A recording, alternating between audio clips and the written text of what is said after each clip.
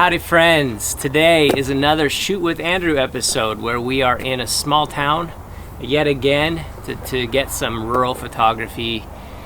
And today, the theme for today is simplicity. I'm just gonna try to keep things as simple as possible. One camera, the X-T4. I had to pack light on this trip that I'm on, so I didn't actually bring the GFX 50R. Just brought the one camera. But what I want to do, which I've been meaning to do for a while, is talk about lighting in these situations, in severe clear weather and in small towns. How I handle lighting in those scenarios. That's what I really want to talk about. So I think that's going to be the point of this video, not necessarily this lens or any gear. So yeah, let's go out there, see what we can come up with, and see if I can provide a little bit of a lesson in lighting, severe clear, small town photography.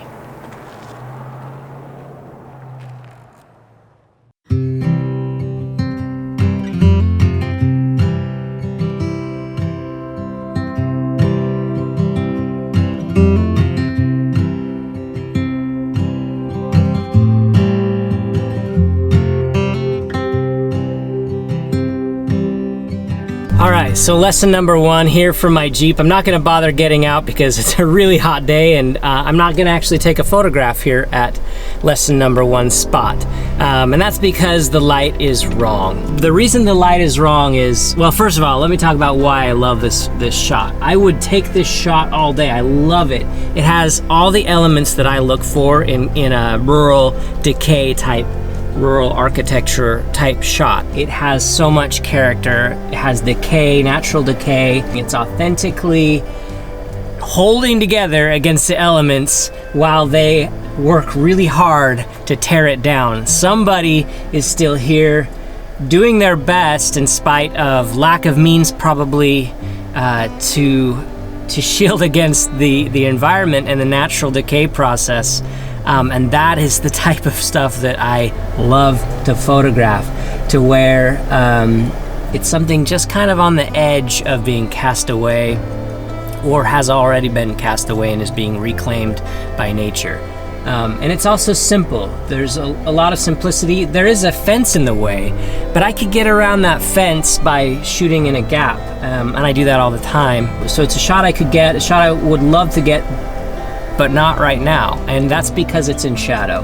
The sun is behind the subject. The problem with that is, and I see this with newer photographers all the time taking these style of shots, is they see something beautiful like this, and they are there, maybe not necessarily the right time of day, but they want to capture it. So they capture it, and then they usually often will either let the camera decide exposure, or they will expose for the highlights, so that the sky will still be blue and not blown out. And that's what the camera is going to try to do also if you shoot in auto mode. The problem with that is then the foreground is it's so much in shadow that when you go to recover that shot, it becomes noisy and muddy, and the color is wrong. It's not the right color. It takes on a bluish purplish hue almost always, unless you're shooting with like an incredibly high density megapixel modern camera. If you're taking photos with something like that, then yeah, I mean, you can bring back those shadows without all of those artifacts. But the problem still remains that there's no way you can truly overcome the fact that, or compensate for the fact that it was underexposed vis-a-vis the background, the sky, the highlights, things that the sun is hitting. So the most important part was in shadow, and there's no way fully to hide that or gloss that over, no matter what you do in post-processing, to try to, even if you do an HDR style shot, which is another way people get around it, right? You'll take a stacked photo on a tripod, and then you'll merge those, correctly exposing what's in the shadow and what's in the highlights, and then bringing them together with masks. You can do that, and I've done that, but you will never overcome the fact that it still doesn't look right. The subject is not the thing that was blasted with light, and you see that. It comes out in the shot. That may not bother a lot of people, but it does for me. I notice it it's not quite right for me. It's not my style of photo. I'm not saying it's wrong for everyone. You could make your own decisions. What I hope, though, that what I'm saying here will bring more awareness for you and for others to recognize that, to see, okay, how is the light interacting with the subject?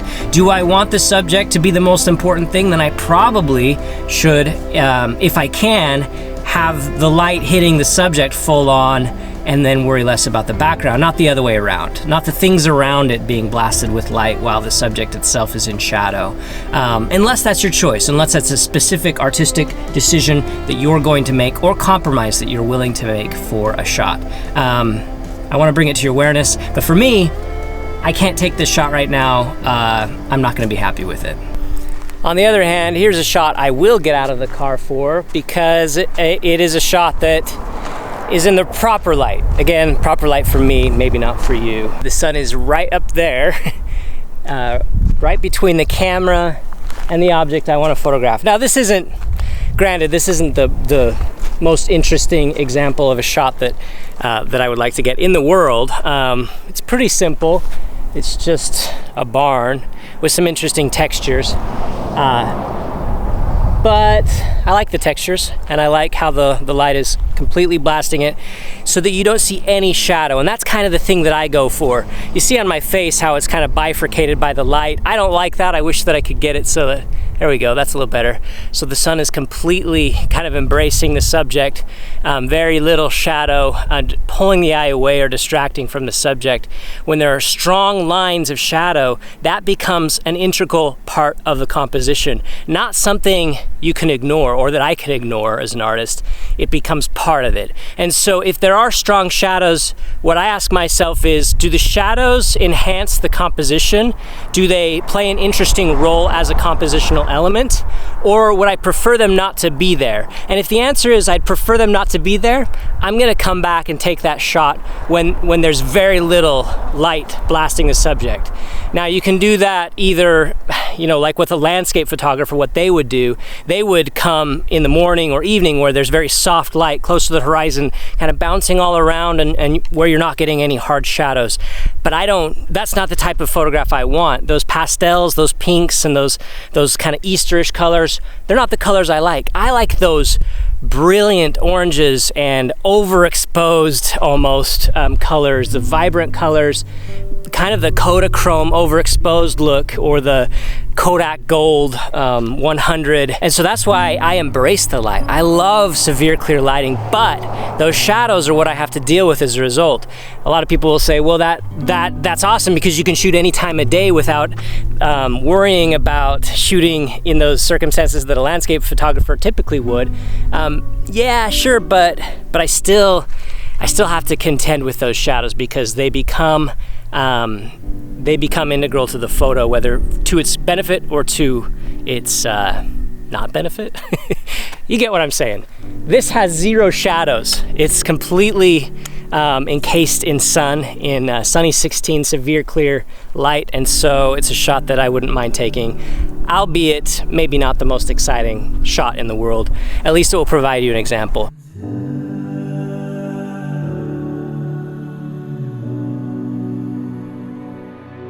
The first thing I noticed, or the first shot as I parked in this town, is a shot I would normally love to photograph back here. This kind of wall with the graffiti, homemade messaging, and dilapidated kind of setting.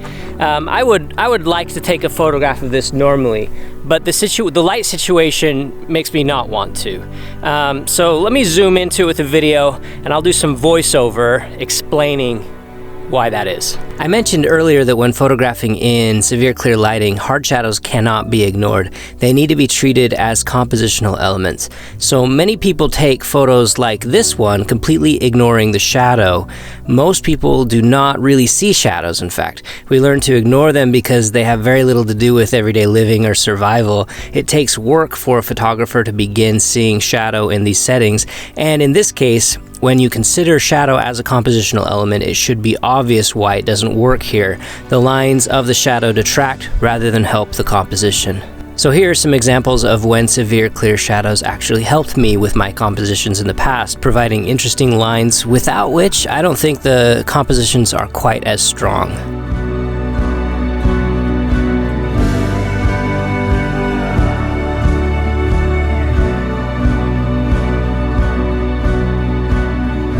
So behind me is an exception where there is a strong shadow in the shot. You can see there's a strong shadow under the awning of the window, and that shadow is definitely going to be part of the composition. It's going to be potentially either distracting or helpful depending on what your intention is. And that shadow under the awning actually, I feel like, helps the composition because it provides a leading line towards my favorite part of this photo, which is the little address. It's 49240 Sourdough. I like that address plate a lot, and the handwritten lettering. It's a beautiful little scene. This person has their own little corner of paradise that they've carved out in the world in their simple modular home, and it has a magic to it that I really love. And so yeah, that shadow to me doesn't distract at all, doesn't detract. It adds to the composition, so in this case I'll take that shot.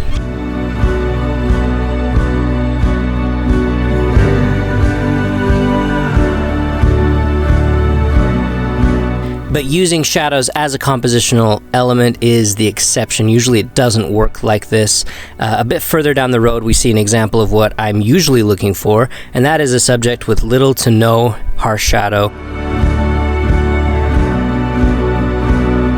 The next subject I found, this beautiful old yacht, was in the right light but the wrong circumstances. The fence in the foreground and the motel in the background sadly detracted from the simplicity of the scene.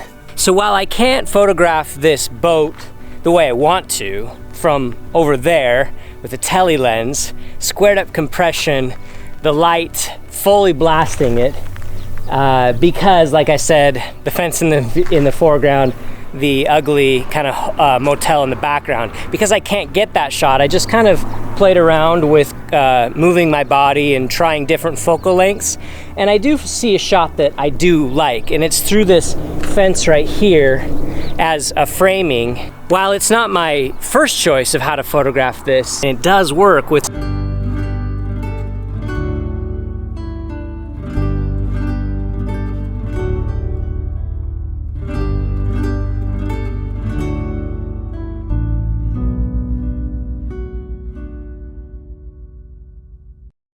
a friend of mine commented on my Instagram once, and because I take a lot of shots of old vehicles like these, and thought it was, I think he said something like he didn't believe that there's really cars laying around everywhere in this part of the world that I live in, that it felt more like a movie set. Of course he was kind of joking, but it is surprising how many vehicles like this are just laying around the deserts of the American Southwest. So I have the opportunity to be a little bit picky, and I was gonna show you or use this as an example.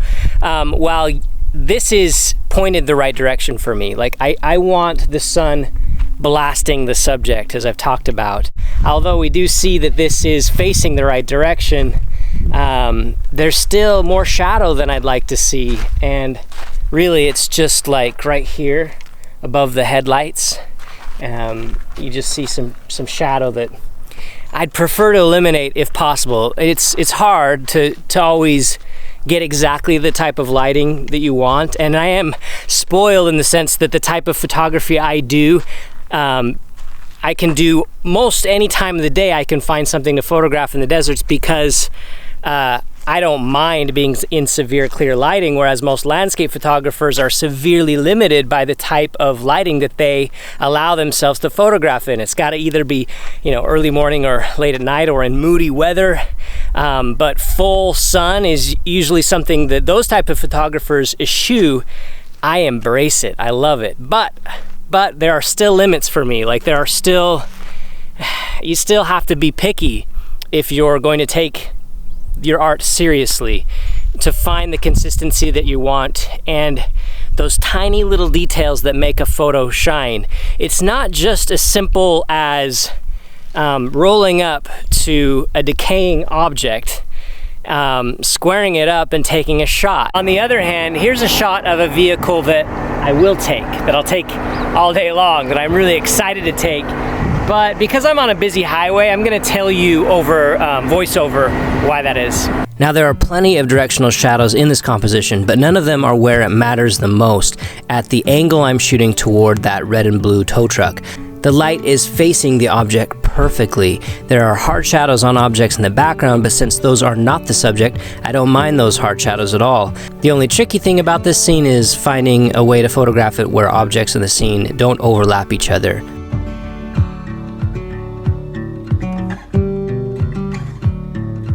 Heading to the other side of the scene, this other vehicle is pretty cool, but not quite as nice in this light because the front side of the vehicle is just partially shadowed. So while I'd prefer to shoot this scene an hour or two earlier in the day when the light is just a little bit wrapped around the entire subject, I think it's still a shot I'll take and be fairly happy with. But instead of shooting at the telephoto length, which is what I usually do to make the subject look as boxy and squared up as possible, I didn't like that telephone wire where it cut across the scene, so I decided to shoot this wide and close.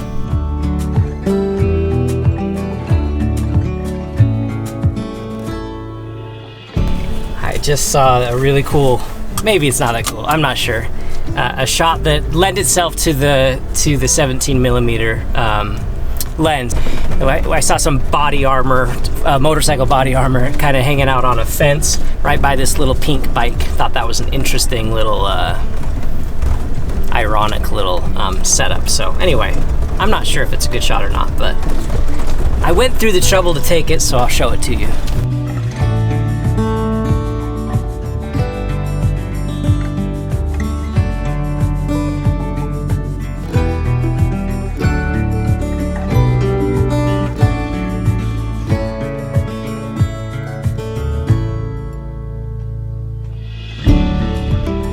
Another shot I saw right here of another modular home. I like this one because it's fully encased in, or almost fully kind of bordered in trees, and the sun is hitting it full on. There is a little bit of shadow on the top of the door, but it's not enough that I hate it. I'm okay with it. I prefer that the sun was a little lower in the horizon behind me so that I could get rid of that shadow at the top of the door frame.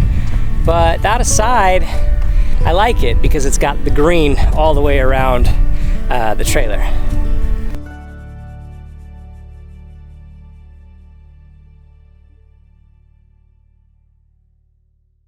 Here's another example of a shot that I would love to capture in the right lighting. It's perfect. It's got all the elements that I love in a small town scene. Unfortunately, it's all in shadow. And it makes it not a viable shot. So it's the type of shot I would come back for when the sun, right now the sun's over here somewhere, so this is in shadow, so I would come back when you don't know what I'm pointing at. I would come back in the morning time when the sun is going to hit this square on, and morning, mid-afternoon is gonna be a better shot. But I'm still gonna take this right now so you can see what I'm talking about, because I realized as I was talking about this earlier, I didn't actually provide an example of what I meant. You'll see that even though there's plenty of light on it, this isn't like it's in hard shadow or complete darkness compared. I mean, it's not a high dynamic range situation. It's a mid dynamic range situation where it's underexposed in the foreground if I expose for the sides. But it's still, because it's not in direct sun, or because the sun's not on the subject, to me it degrades the image slightly. It makes the focus be on not what I want the focus to be, and the quality of light just isn't there. It's still probably an okay shot, and I'll take that shot now and show you. It's not as good as it could be, in my opinion.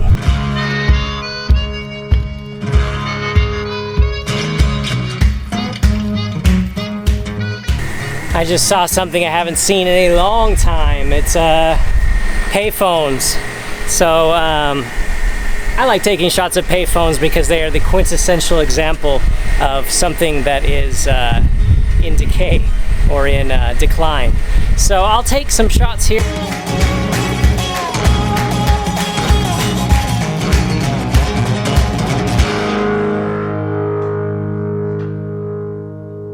All right, friends, well, the XT4 battery is getting low and I don't have a backup, so it's time to finish. It's time for me to get back to my family anyway.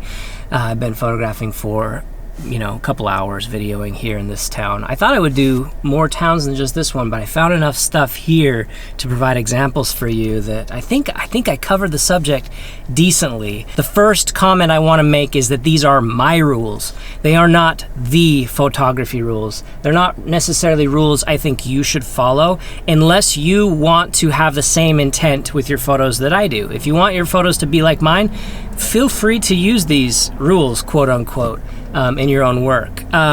For everybody else, what I've hoped they've provided is more awareness so that you can know what the light is doing, so that you're aware of how shadow interplay and how to work in sunny 16 conditions a little bit more. And if I've done that, great. You don't need to feel any animosity towards me though. If you feel like these rules are bogus for you, that's fine. I really get irritated when professional or otherwise elitist photographers will try to impose rules upon other photographers. You see this a lot in landscape photography, especially, where you're told what sort of light is acceptable and what isn't. And I think you should use those rules that people share as opportunities for you to gain awareness, but not necessarily things that are some sort of canon or rules that must be followed for you to be legitimate, because that is simply not true. Art was never about following a set of rules. If anything, it's been about pushing the rules. And so feel free to push against any rule that anyone gives you, especially the ones that I'm providing here in this little mini tutorial. The other thing I'll say is that if you found benefit in what I've shared with you, any of my instructions, you might actually enjoy the workshop, the 6-week online asynchronous on-demand workshop that I put together that many people have found valuable. There's a link to that in the description. It's kind of my zero to hero, taking, you know, those who are newer to photography and bringing them up to the next level of awareness, and most importantly, showing you, helping you reach a greater potential within yourself as an artist. So I really think you'll find that valuable. Take a look at that course. And I'm gonna finish up with one last photo though. Before I go, I did, as I was about to fill up with gas and get something to drink, I noticed this overlook in this trailer park area.